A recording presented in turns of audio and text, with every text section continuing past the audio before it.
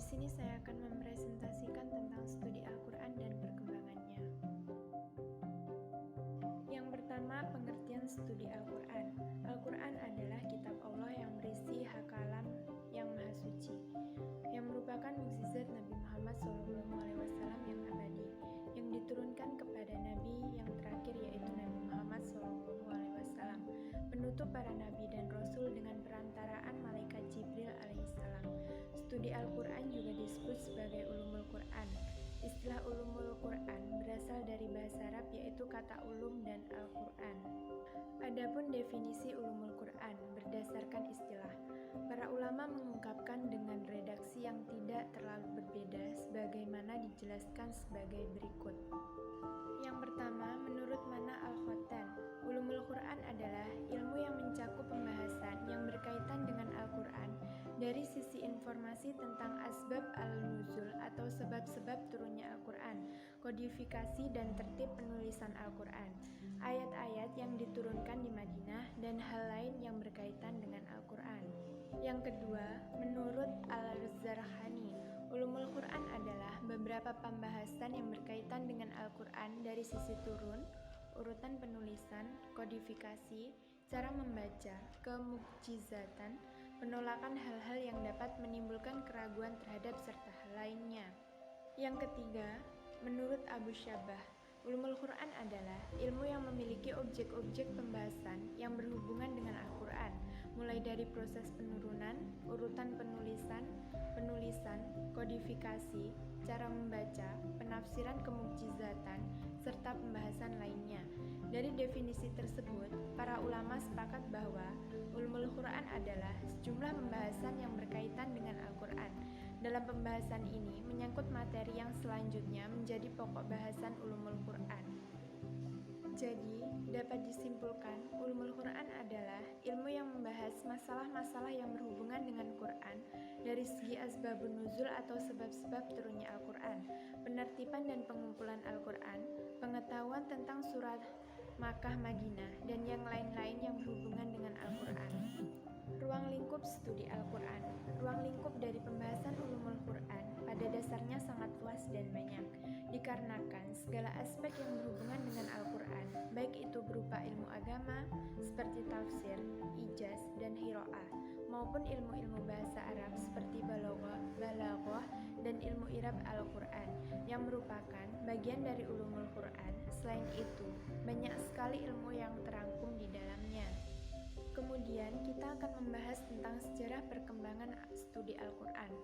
Sejarah perkembangan ulumul Quran dimulai menjadi beberapa fase, di mana tiap-tiap fase menjadi dasar bagi perkembangan menuju fase selanjutnya, hingga ulumul Quran menjadi sebuah ilmu khusus yang dipelajari dan dibahas secara khusus pula. Berikut beberapa fase atau tahapan perkembangan ulumul Quran. Yang pertama, ulumul Quran pada masa Rasulullah SAW. Yang kedua, ulumul Quran pada masa khalifah. Yang ketiga, ulumul Quran pada masa sahabat dan tabi'in. Yang keempat, masa pembekuan atau tadwin. Yang kelima, ulumul Quran masa modern atau kontemporer. Fase tersebut akan dijelaskan sebagai berikut. A. Ulumul Quran pada masa Rasulullah SAW.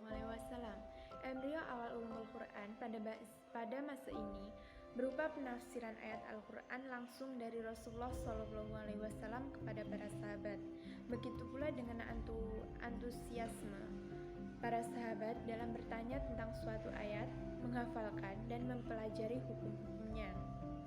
B. Ulumul Quran masa khalifah. Pada masa khalifah, tahapan perkembangan awal ulumul Quran mulai berkembang pesat, di antaranya dengan kebijakan para khalifah sebagai berikut.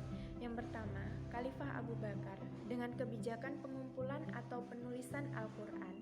Yang pertama yang diprakarsai oleh Umar bin Khattab dan dipegang oleh Zaid bin Sabit. Yang kedua, Khalifah Utsman dengan kebijakan menyatukan kaum muslimin pada satu mushaf, dan hal itu pun terlaksana.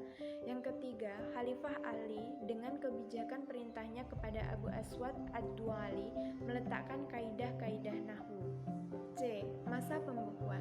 Perkembangan selanjutnya dalam ulumul Quran adalah masa pembukuan yang melewati Amati beberapa perkembangan sebagai berikut.